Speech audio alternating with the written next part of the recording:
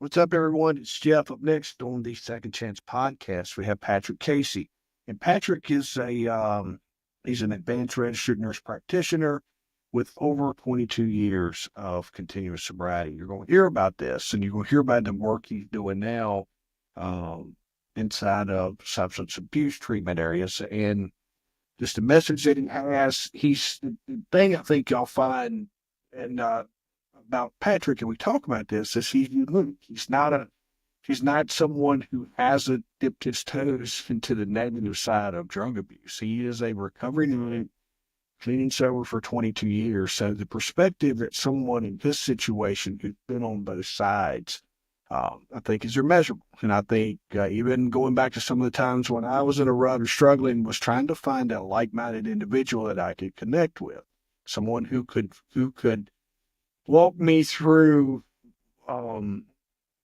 of that darkness that I was in, just like what Patrick does with recovering addicts. He's a wealth of knowledge. He's someone that I highly recommend. If you have a friend who's struggling with drug addiction, make sure that we connect him with him. There's not enough Patricks in the world compared to what we see on the negative side of how our addictive drug culture affects our communities and our friends. So let me know what you think. You're going to know someone who needs to hear this one. So I appreciate you sharing it with them. And ultimately, Patrick's one of those guys that transformed his life from being a drug dealer into being a hope dealer. So let me know what you think. Can't wait to hear. All right, team. On to today on the Second Chance podcast, we have Patrick Casey, a board certified, advanced registered nurse practitioner with over 21 years of continuous sobriety. Congratulations, man. That's just in the intro itself. I wanted to pause.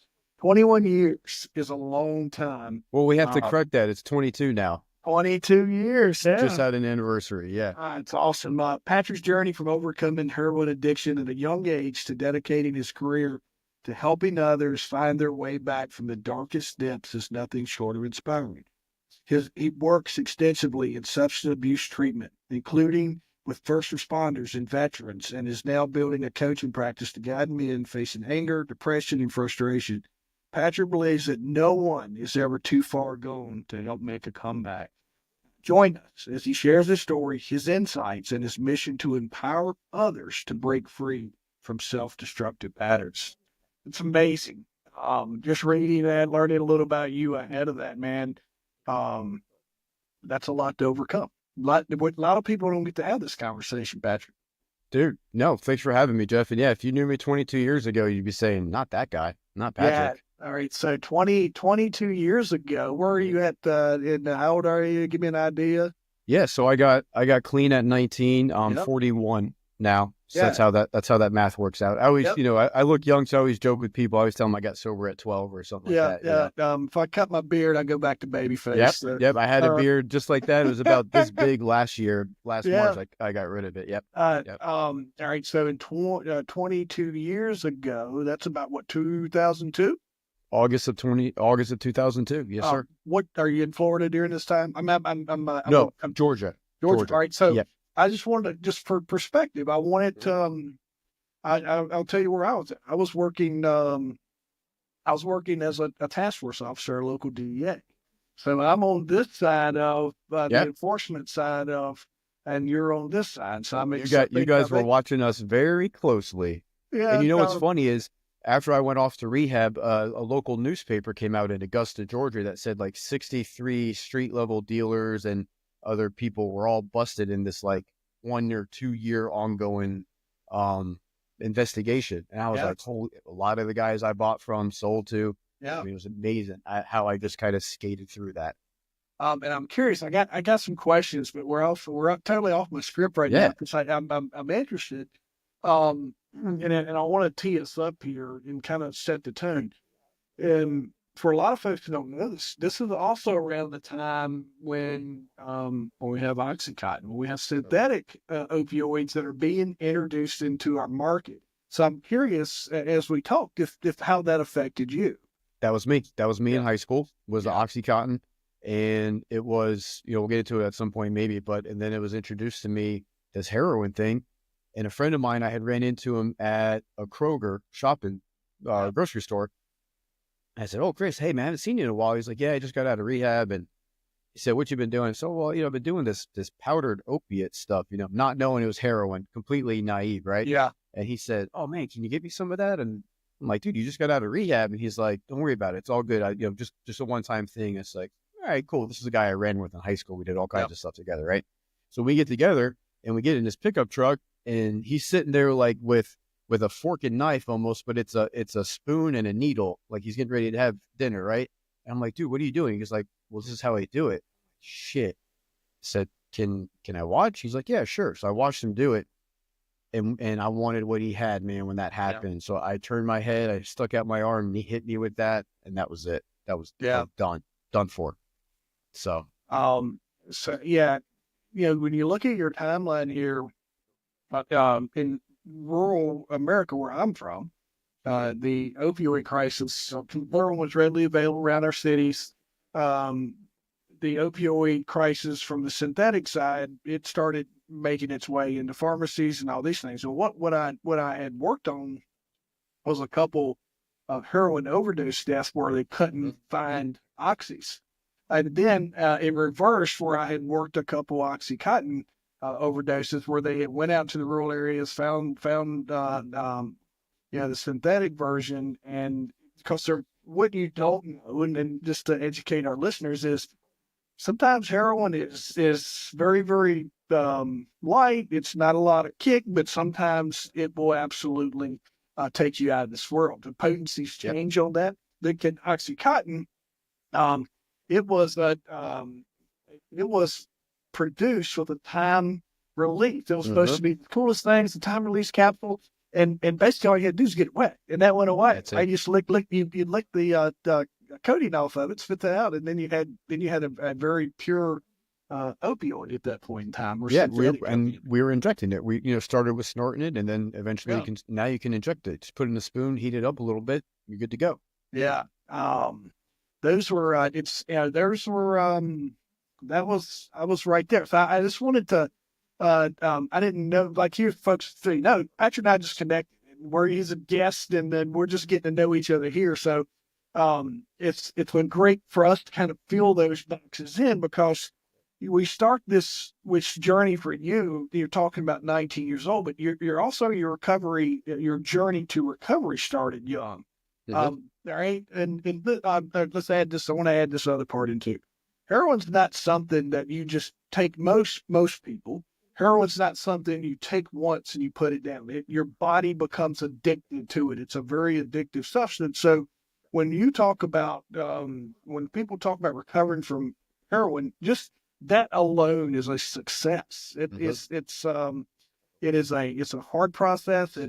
Your body is addicted to something that it has to have. It's not like beer to where you can drink it and just impulses, hand to mouth, whatever that reoccurring thing. Your body is actually craving and creating these desires for heroin. So I wanted to tee you up there. So I won't ever, this is not an easy, we're not talking about, hey, I put the bottle down Yeah, moment. We're talking about heroin here, which is a very addictive substance. But what was that turning point that set you on the path to sobriety? my parents came home and found me, man. They thought I was dead. I was instructed to watch my two younger sisters while they were off on their typical Friday night bowling league, and it was really out of characteristic for me the way the whole night had kind of played out. And chances are I kind of manifested it to happen because I'd been trying for like 6 months to figure out, Jeff, like I got to get clean. Like I can't keep doing this. This is going to kill me. I don't want to keep living this way. So like for 6 months, I'm trying to get the courage to ask for help. I'm like, do I tell them, like you're saying, OxyContin? Do I tell them maybe I'm addicted to pain pills or something else? Like maybe that doesn't sound bad as shooting heroin, right?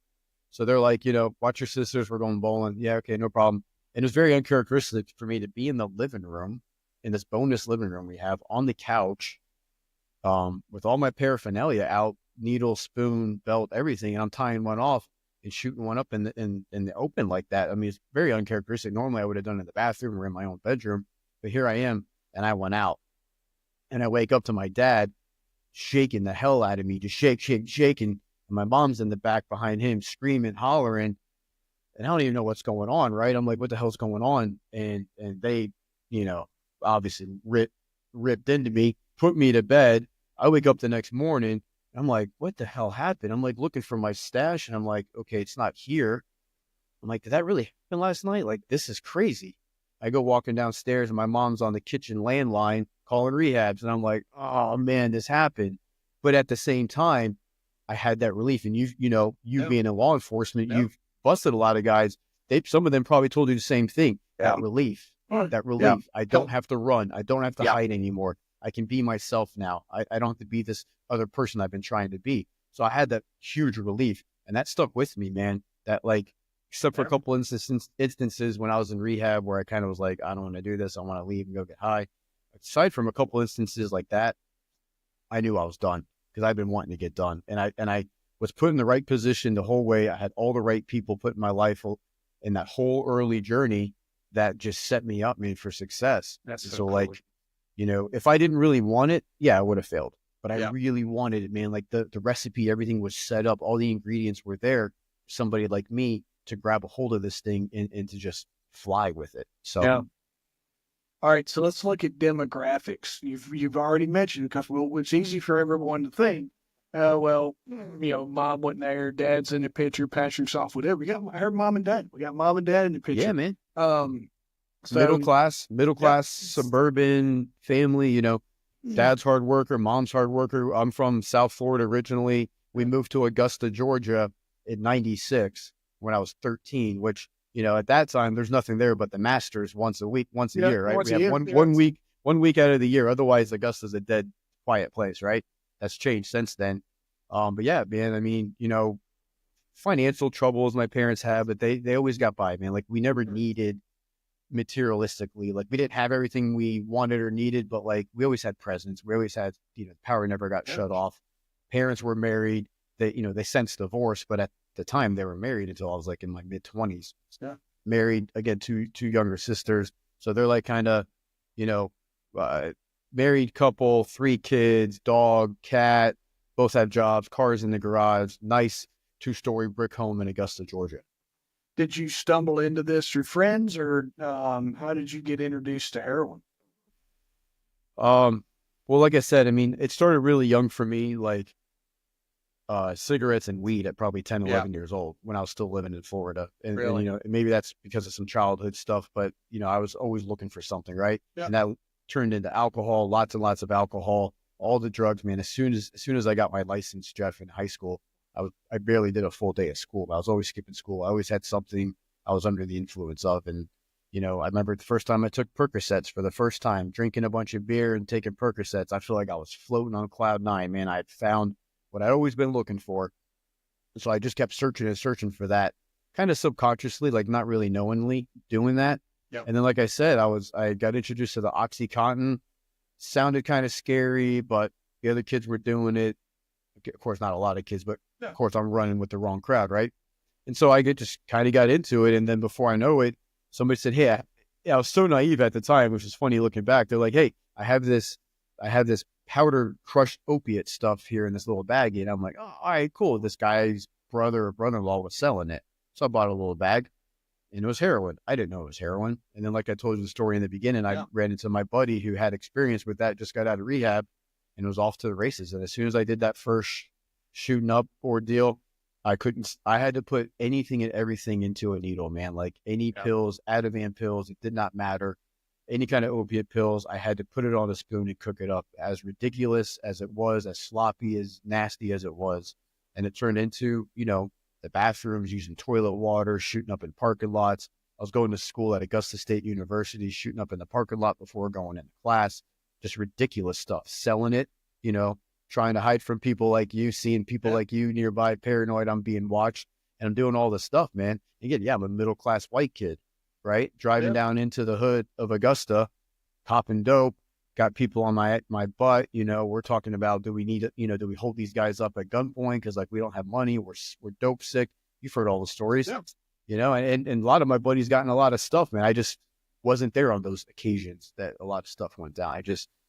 God just kept blessing me along the way, man. I just kept getting blessings along the way. Like all the should have happened, and they didn't happen. I sat in the back of a couple cop cars, but just never got booked, never went to jail, got out of stuff. So that's kind of like how that went. Like, yeah, when you look back, it doesn't make any sense. No, like being on the other side of it, I mean, I just know the times, right? And I know, I worked around it. It was, I could, like, I was around you. I didn't, well, not you particularly, but Yeah, I yeah, was around diversity of you. yeah. I was in and around, folks like yourself that are experimenting. And, here's the thing, I don't do that stuff anymore, but I also learned that, it's just, people are like, oh, you don't do the cop or this. And listen, man, I did a job. And I did a job and I did my job really well, but that job was not my identity. I mean, I enjoy these conversations and learning about stuff you did and Right. you learned stuff that we did, right? I enjoy this side of it because, man, I tell you, there's no better way to help someone than to hear two guys just kind of hashing it out of how you can overcome. Folks, you know somebody. Patrick just said we're going to continue this conversation for some time here, but you know somebody that already needs to connect with Patrick, and they need to. But just because of where they're headed and where we don't want to be, because heroin's one of those. It got replaced with fentanyl, and there's a Yeah. lot. There's no way you can go throughout your day and sometimes by the hour without hearing that name fentanyl mentioned. And just any conversation that you're having, if you're scrolling social media, you're reading the news, you see that term, and that's where we are now. So it's something that will take you out of this world. And it's in everything now, right? They're Yeah, putting it in marijuana, they're putting it in cocaine, methamphetamine. yeah, They're putting it in little fake looking Xanax pills. They're yeah. crushing it in little Percocets that have fentanyl. And I work in substance abuse as a nurse practitioner. I treat people every day who are where I was. And this fentanyl's, like you said, day after day after day. They're like, oh, do you remember so-and-so? Yeah, they're dead now. Oh, you remember that one patient? Yeah, they're dead now. And we have Suboxone now. We didn't have Suboxone very much back in 2002 when I was getting clean. Wasn't really around very much. You kind of heard a little bit about it. Is that Now, a step down, Patrick? yeah. It's like lesser of two evils, kind of Yeah. a kind of an alternative there, but it's still physically addicting, but it's safe. It's a prescription. You can't get high on it. You can't overdose on it. So it's something we give people to step down. Whereas me, was cold turkey. You were sick. Methadone was on the Methadone. market here. Methadone back then was Yeah. a lot more widely used. Yeah, that was Yeah, was being used a yeah. lot. Methadone was a step down for heroin back then.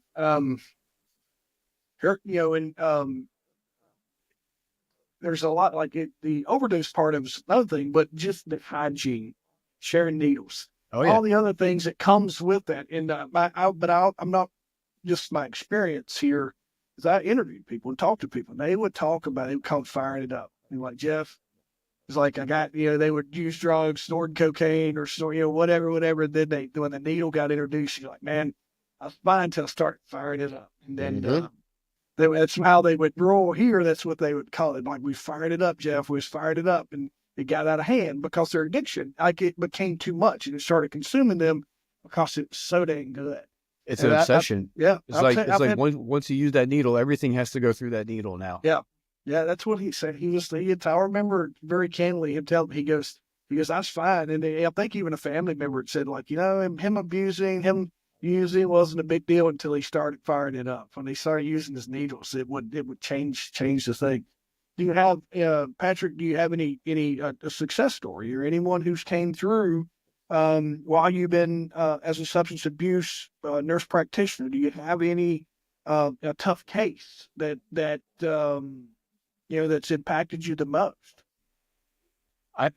I don't think I've had one. I've had a lot of cool instances where I go back to these detoxes to work, these rehabs, and I go a couple times a week. Some of them I go every day.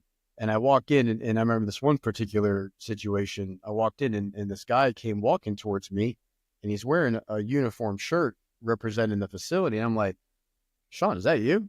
He's like, yeah, man, I work here now. I'm like, what the hell? This was a guy that'd been in, 20 times, had been into rehabs. I've been treating him over and over, like, Sean, this is going to kill you, dude. This is going to kill you. I know. I just can't stop. I know. And we would try to set him up, and he had to keep going. And then now he's been working for this program for like 2 years now, been sober. That's awesome. Like, so that's happened multiple times. first responders like you, veterans like you. I treat a lot of veterans. I Yep. work at this one facility in Palm Beach Gardens where we treat veterans, a lot of PTSD, a lot of first responders that come from Chicago, New Jersey, law enforcement. They're on leave. They've had, psychological breaks. They've had Yep. bad drinking addictions, drug addictions, sometimes no addictions at all, just mental health issues. So like I've treated a lot of veterans and first responders, which I love doing. And we always kind of go back and forth like you and I are, because they're telling me stories about following people, busting people. I'm like, oh, that was me. That was me. So it's a good time. And I say this every chance I get. There's this, you'll hear it, I'll read it sometimes, and I have my, I get to do a lot of different things now, but I love keeping up with my law enforcement community and my friends that are still there, the young kids whose dads I worked with that are kids are now on. And I'd read on a post or someone that said, it's like, well, you knew what you were getting into when you took that job. No, you don't. You know that's a little bit dangerous, but people have no clue how bad our societies have eroded and how drugs and just lack of fatherhood, parenting, all the things, right? But how the stuff that the officers deal with day in and day, firemen, police, military, all the stuff that they deal with, and sometimes in your own community that you take home, and when you don't get away from it. And when you go to a ball game, you see the people that you're dealing with. When you go to, especially in a rural community where you live where you work and you work where you live, so there's no escape from those moments. So it's good that they're getting down, and it stinks that they're it stinks that they go through that. But folks, I can tell you that there's been a great amount of emphasis and attention that's put on mental health for our public safety and military professionals, and it needs to be there, because that job, like, we throw a lot of money at those problems, and they had, like, I thought, man, I'll be 50, or I'm 50 now, and and I grew up in a different time.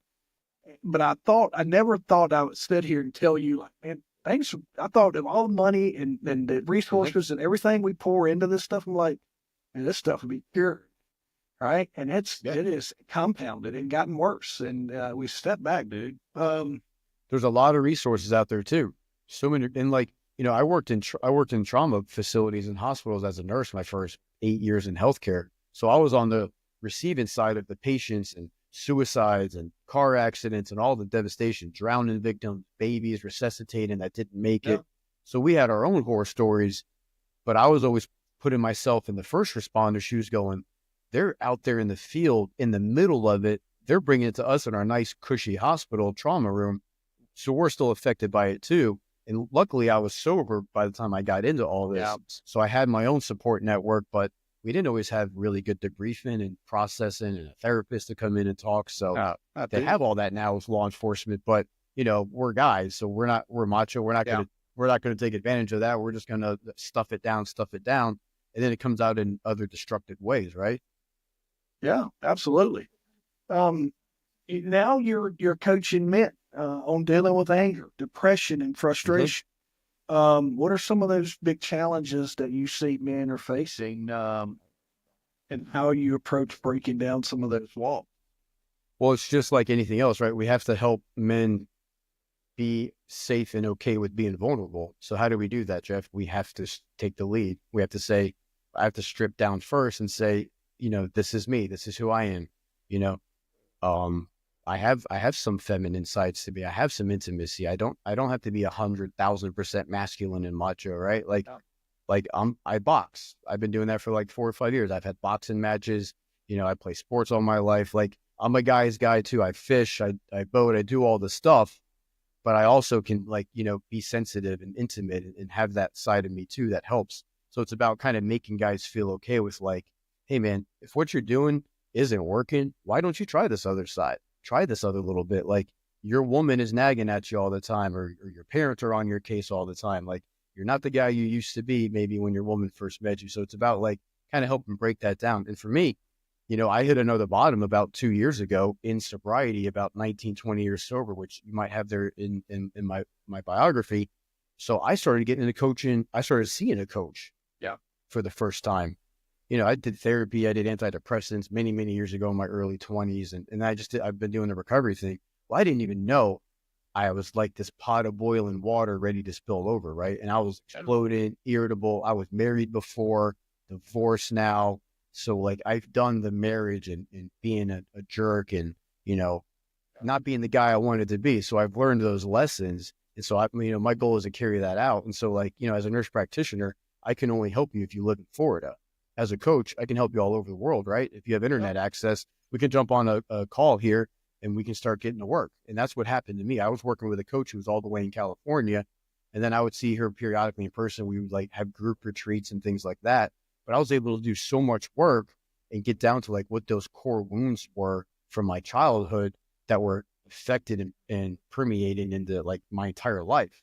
So I was going to continue to have bad relationships. I was going to continue to, choose the wrong people to be my friends because that was the wavelength I was on.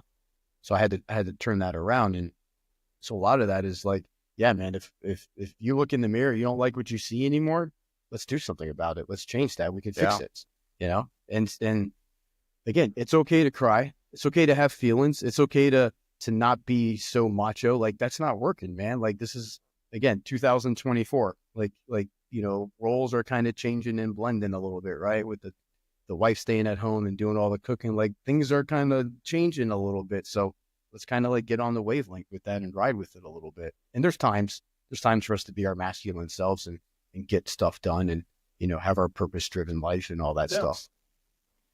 I think another key to that, folks, is making sure you don't stay in the same circle. Like for public safety folks, have other friends. Mm-hmm. Make sure you have some friends outside of that because they act as that. They will notice destructive behavior or reckless behavior. They'll notice that a little more than the group that you're around. I ran into that. My normal was not by the time my now wife came along, my normal was not what she was like. This is not what should be normal.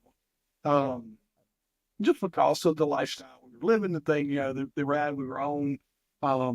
But John Mattingly, he was a Louisville sergeant, and me and him talked, and he was like he was in a different place. I was a young single guy.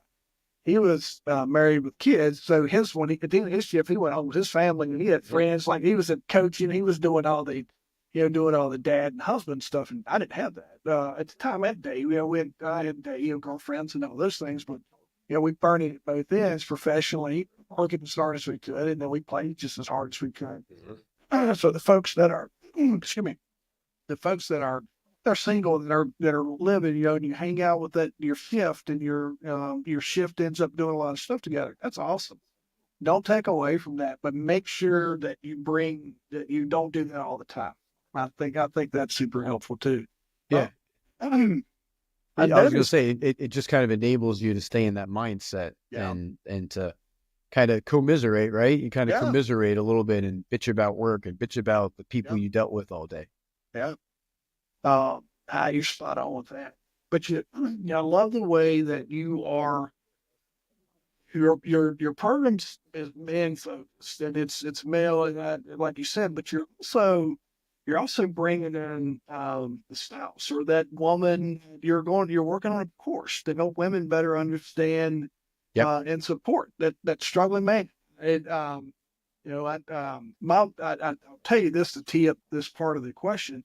Like, I grew up not knowing my dad. I grew up around alcohol. I grew up around a lot of destructive behaviors in my family, and just it's how it was for me. My wife totally opposite, right? She's mom and dad, and they didn't do anything, all the crazy stuff. So when I struggle sometimes, which is not a lot these days because I talk about it more. I have this conversation, and I'm but back when we and a buddy, like if she walked in right now, Patrick, she would be like, why did y'all do that? She would just be mind blown by, she's like, I just don't. Yeah. So when we talk sometimes is she has her own thing, and she's learned more about me and some of my friends that are similar in our destructive behaviors and reckless behaviors.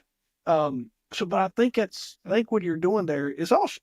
So anyway, that's kind of where I wanted to tee you up here for that program that's kind of woman focused to help them have a better understanding of their spouse. But what's one piece of advice you give to a partner that is just trying to help and getting pulled into the struggle? Yeah, I appreciate the plug. Yeah, pretty soon, today's November 7th, probably within a week or two, I'll have the course out, and Yeah. it'll be titled "The 5 Effective Communication Strategies," to talk with the man in your life. I kind of butchered the title a little bit, but that's more or less what it's going to be. Yeah. And so, yeah, the whole point is, I've had so many women come into me from working with men and in the groups that I'm with, they're like, "Hey, I'd love for my husband to talk to you, or I'd love for my son to work with you, or I have this nephew that's struggling and they just don't see it." So the biggest thing, like 100%, is, don't pressure, don't nag, lead by example. Is just keep doing your thing. And I always tell them, invite him to do something with you. If you're going for a walk, if he's being, quote, a lazy slob and he just goes to work and sits on the couch all day till he goes to bed, invite him to go for a walk with you around the neighborhood. Like, just little things at a time, kind of lead by example, pull him along a little bit. So it's not really one overall arching theme other than you can't pressure him to get help, right? Yeah. Until he hits his own bottom, he's not going to be ready. Until I hit my bottom with addiction, I wasn't ready. Until I hit my bottom 2 years ago with anger, frustration, flying off the handle. And really what it came down to at the end of the day, lack of self-love, lack of self-care. I didn't love myself, man. I loved my girlfriend. She loved me. But I'm like, how much can I really love another person if I don't love Patrick? If I don't love the guy I see in the mirror, man? And I'd lost that. I didn't even realize it. And so I think that's where a lot of guys like you've worked with and that I work with, that's where they have to get to. Otherwise, they're going to say, quit bothering me, quit nagging me, leave me alone. I provide, I put food on the table. We have the power, doesn't get cut off. Like, leave me alone. What more do you want from me? Yeah. And it's up to the women. Sometimes they give an ultimatum. Like, you're not the guy I married. Like, what are you going to do? There's a reason why men don't live as long as women, right? Yeah. It's like, let's do something. Let's get healthy. Let's do some healthy habits. And like you said, you gave voice to self-destructive behaviors. Yeah.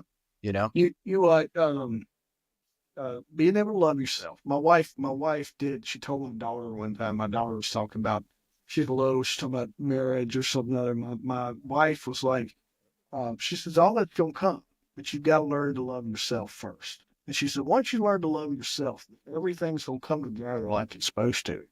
And the other thing I would add to that, Patrick, that I struggled with was forgive yourself. Forgive yourself first. Yeah, Right? It's okay to forgive Patrick, because that's just because you're taught that. Forgive and move on.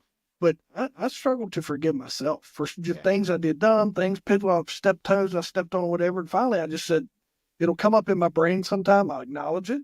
And I'm like, that's not who I am no more. I'm forgiving myself for these moments. So, folks, think about that. And another big piece of that is also, accepting love, accepting compliments from people. I was so bad about, I didn't know how to accept compliments. People would say, hey, Patrick, da-da-da. And I'd go, yeah, but, I would just deflect. Because inside I felt I didn't really deserve it. There was some other reason why you were giving me compliments, or you just had an ulterior motive, right? So like once I started accepting compliments and learned how to say, Jeff, thank you. Thank you. That's it. Thank you.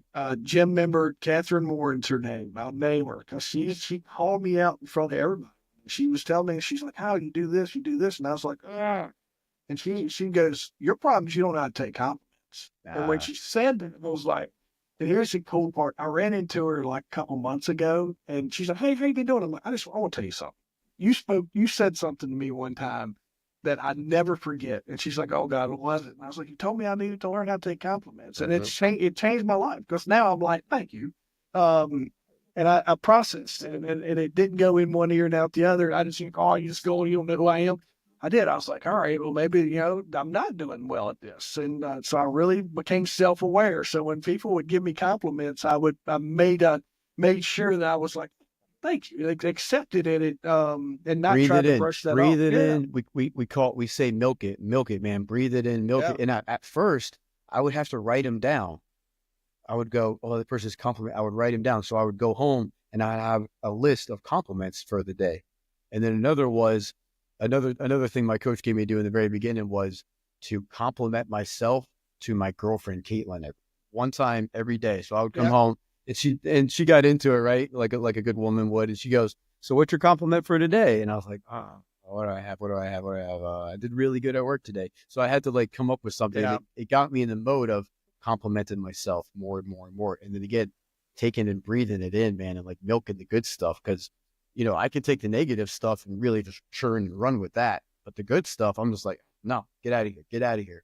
So it's made a world of difference, right? It Like does. you've I experienced. speak like I taught today, and I speak in front of just whatever the size of the crowd is. I did or stand up comedy, whatever. Like I just enjoy speaking and talking, conversations like these, and I'll do that now. Everybody like, how did you brought the house down?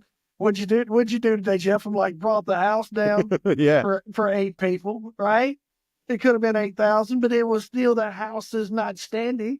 I do the same stuff or just celebrating my day. And It doesn't matter if it's 8 or 8,000. You brought yeah, the passion, you yeah, brought the energy, enthusiasm. That's what matters, because you have to go home at the end of the day and say, did I do my best? Did I really do a yeah. good job? Or did I just go through the motions? Because there's only 8 people there. So who cares? No, it was a good one, but I do like I hit the at the end of it. Everybody's kind of there, and I'm like, "How did I do? Did I over deliver?" And they're like, "Oh man, you killed it." I'm like, "Don't just tell me that because it's a big deal to me. Because I'll bring Right. everybody back in here if we need to. Do it again. We'll do it again. We'll do take 2. It's good. Man, it's everybody's like I had read. I can't remember. I tried to get. Maybe I put on a podcast or whatever. That person messaged me back like, yeah, I'm not doing coaches or I'm not interviewing any more self-help coaches or something like that. And I was like, oh, okay, well, whatever. But man, I tell you, what people get lost sometimes, Patrick, is your client is going to connect with you because they connect with you. And I've had that happen to me where sometimes out of the blue, like this person like Jeff, I want to work with you. And I'm like, you don't, I would do this is not so. And he's like, nope, when you speak, you like it. And I remember having those moments myself. It took the right voice at the right time in the right setting for me to have that light bulb moment. And so I appreciate you and what you do. I wanted you to know that. Like it's a busy world of recovering addicts or folks like me that have lived a non-normal life of what other people would say. Yeah. And we're out here just trying to make a difference. But here's what I found: there's not enough of us. Yeah. Yeah. Right? No, There's thank you. And thank you for saying that. Yeah. Yeah. Yeah. And that was my concern when I started getting the imposter syndrome of, why am I going to get into coaching? It's saturated. I hate using the term. I don't want to use the term life coach or personal coach. It's it's saturated. Do not like saying the word life. Millions of them. You just gave me it just gives me a chill. Yeah, it's like, I don't like that, man. Yeah. But that's what we do. And like you said, you gave voice to, right? Somebody's going to hear my voice, and for whatever reason, that's going to resonate more than they hear yours, or vice versa. And so if there's billions of us out there, then that's just way more people that have the chance of getting help, because they're not going to resonate with all those other 500 million people. So we need to have 1 billion of us out there so somebody can hear a message for whatever reason. And we do it in recovery too. Like not everybody's going to, care or listen to what I have to say as opposed to a friend of mine, or the other way around. So, and we're always ready at the right, or we always, hear it at the right time. Right. And you're like me. You've been there and done. You got some street cred. Right. You've been like, that's what I felt like. I've been on both sides of law and non. Right? So you've come with some street cred. I remember we were our son was born. I think our daughter may have. Yeah, our daughter was a little bitty. And we were I was trying to figure out, I was living, like I always had, didn't worry about debt, didn't catch up on money. My wife is very, very disciplined when it comes to money. And she'd been talking about, like, we need, let's get this paid, let's do this. And I bought a car, and, because we just had our daughter, and I wanted to have something a little bigger. And I remember we were listening to Dave Ramsey. Dave gives, he's a get out of debt master. But, I'd listen to him, and it wasn't him. It was a guest that was on the show. I'm in the shower, and I had it playing in the background. I remember my aha moment with that, and it was the lady's story. And she was, the story spoke to me. And I was like, holy crap, if she's, I'm not going to let my family be in this situation anymore. Like, I remember Well, my wife said, we're fixing this right now. You got to, I know I know you think I'm crazy because I say, yeah, I've never said this, but we're going to sit down and figure out how we can work this plan. And we did.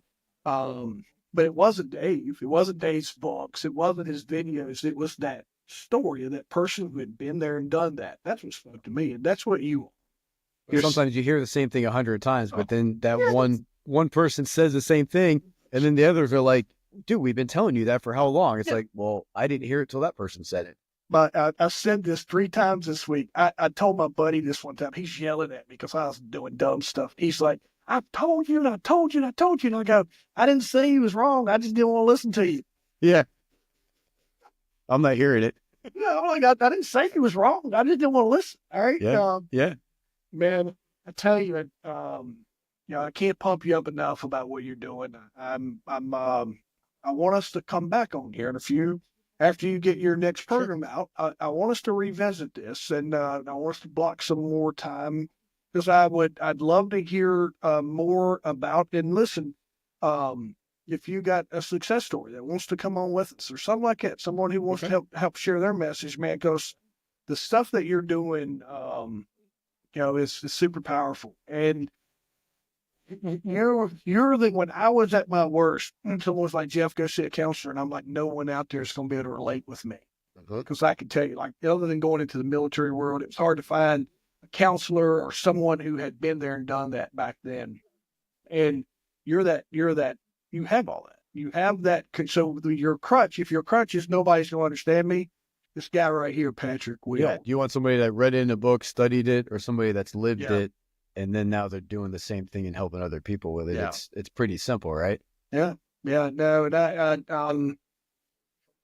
how can folks connect with you? What's the best way before we? And I'll make sure. Thanks. I have a free webinar masterclass that I did. It's at patrickcaseyjr.com. So patrickcaseyjr.com, and then on Instagram at Patrick Casey Jr. It's Patrick Casey Jr. So those are the best ways to look me up. If I didn't follow you already, I'll make sure I do that today so we can. Yeah, please, we'll follow each other. Yeah. Yeah. And anything I can do to help you share your message, keep doing what you're doing. If you get discouraged, reach out for old Jeff. You got my number. Cool, man. Yeah. If you hit your rough patch, you need that little motivation, let me know and I'll pump you up. But keep doing what you're doing. And I say this a lot with my guests when it fits. You went from probably being a drug dealer to one of the biggest hope dealers. There you go. And, hope dealer. You're now you've replaced that old lifestyle with giving people hope. Hope. And it's the most powerful thing, hope and love, It's the most powerful thing. Appreciate you, brother. Thanks for being on. All right, man. Looking forward to next time. Yeah, definitely.